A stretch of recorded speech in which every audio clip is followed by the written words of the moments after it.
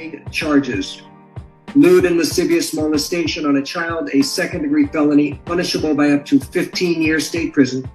Count 2 was lewd and lascivious molestation on a child, 12 to 16 years, a second-degree felony, punishable by up to 15 years state prison. Lewd and lascivious conduct on a child under 16 by a defendant 18 or over, a second-degree felony, punishable by up to 15 years state prison. Count 4, lewd and lascivious exhibition on a child under 16 years, defendant over 18, a second-degree felony, punishable by up to 15 years state prison.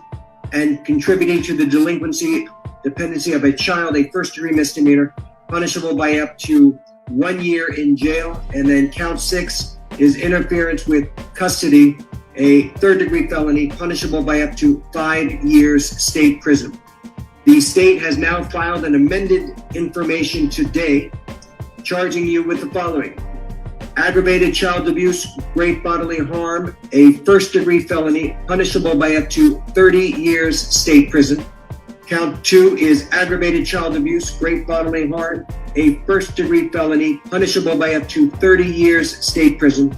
And contributing to the dependency of a child, a first-degree misdemeanor, punishable by up to 1 year in jail. It is my understanding that you wish to plead guilty to this new information. You would be adjudicated guilty, and your sentence has been memorialized in a 4-page plea agreement. Did you have the opportunity to go over this plea agreement with your lawyer? Yes. Okay. I do need the defendant to initial each page because there are not initials on these pages. All right. Let me know when it's done.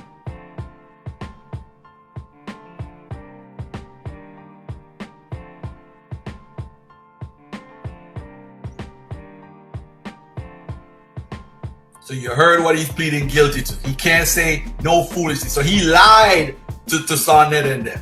He lied. That's why he don't want y'all to hear it, family.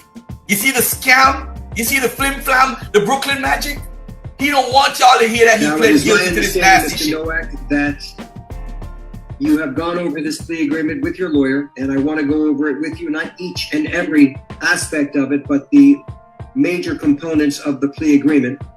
But what I am going to ask is for the state to tell me the general terms of the plea agreement, and then we will go into the details on the contract. Go ahead. Your Honor, the plea agreement includes an adjudication, 7 years of state prison, followed by 10 years of reporting probation. As a condition of probation, the defendant will... What did you say, 10 years? Probation. 10 years reporting probation. Okay. The defendant will complete the MDSO program. The defendant will not be allowed to have unsupervised contact with children.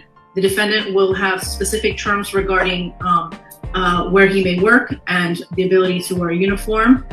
There are additional terms of restitution, of which $5,000 has been agreed to be paid upfront within 24 hours, mailed to the to the victim, and additional restitution to be paid out on a monthly basis once he is out of custody.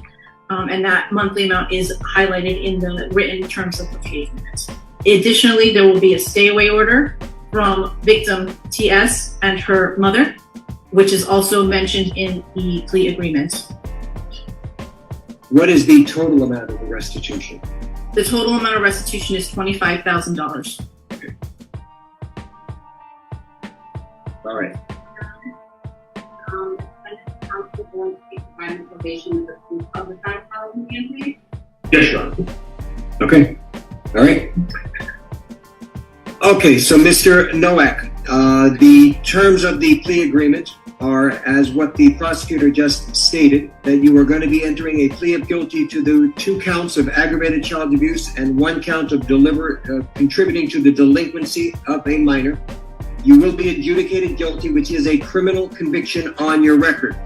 Do you also understand, sir, that by entering into this plea that it may subject you to involuntary civil commitment proceedings set forth in Florida statutes 394.910 through 394.931?